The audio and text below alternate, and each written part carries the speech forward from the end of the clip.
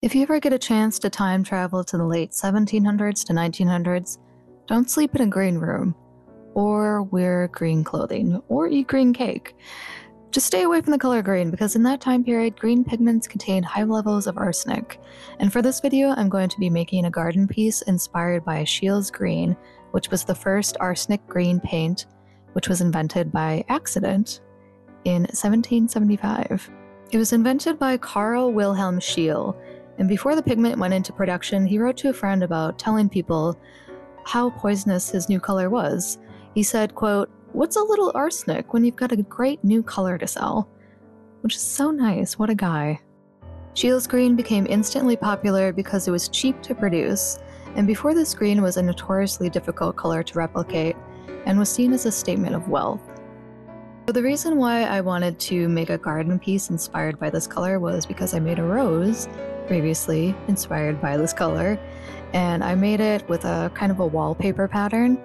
So for this piece, I decided to use different shades of green that would have been represented by Scheele's green and Paris green. And for this particular flower, I decided to go with a green petal and a gold pigment, which was often seen in books, which use the Scheele's green, Paris green color. And, you know, were very poisonous, which is great for the avid reader.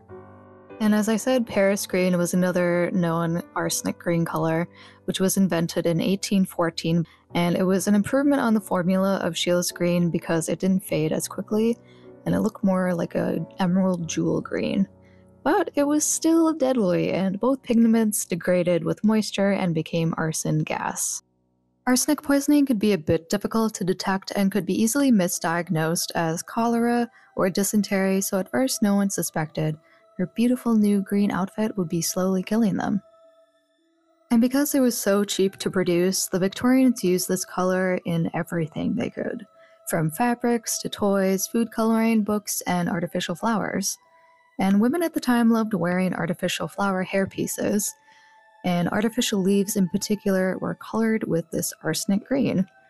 The artificial floral industry mainly employed hundreds of young girls who would unfortunately suffer from exposure to arsenic. In a rather famous case in 1861, Matilda Schuer, a 19-year-old flower maker, died tragically of arsenic poisoning.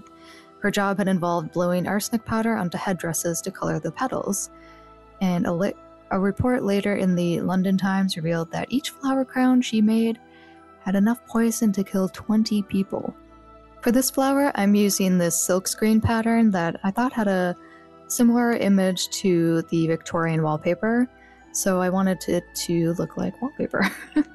And it's kind of the same technique that I used to make the rose that I showed earlier. Just like you can't turn a corner nowadays without running into a mattress giant, you couldn't escape from arsenic green. At a banquet in London in the 1850s, the tables were decorated with sugar leaves that were, and you guessed it, green. Many of the diners took these home for their children to eat as sweets, and several of them unfortunately passed away. In 1860, a chef wanted to make a lovely green dessert, so he used a green food dye. Everyone who ate the dessert was so impressed they had the best dreams of their life that night. And that's what should have happened, except 3 people died. Around this time, people were starting to notice how children and the elderly would waste away if they spent a lot of time inside of green rooms. That's because the ink would flake off their lovely wallpaper, and anyone trapped inside would breathe in arsenic. In one case, children that licked green wallpaper died soon after. So add that to your list of things to not do when time traveling. Or ever. Why would you do that?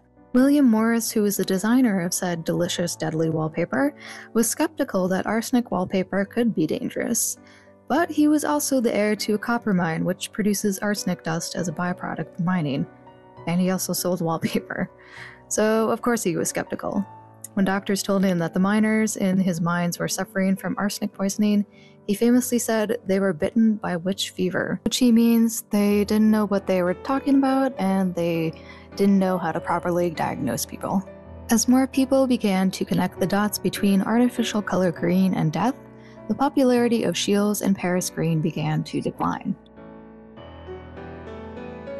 It is rumored that Napoleon's death was accelerated because of arsenic poisoning while he was being exiled. His rooms contained green wallpaper and paint, and a sample of his hair tested in 2008 showed he had 100 times more arsenic in his bloodstream than we do today. Scheele's green was never officially banned, and Paris green was banned as a residential paint in the 1920s, but people continued to use it as an insecticide up until the 1960s when it was officially banned. It's hard to say how many lives these shades of green took over the years, but it's especially tragic because it was known to be toxic the entire time. Thanks, Mr. Scheele. So I hope you enjoyed watching me make this arsenic green garden and talking about the brief history of this toxic color.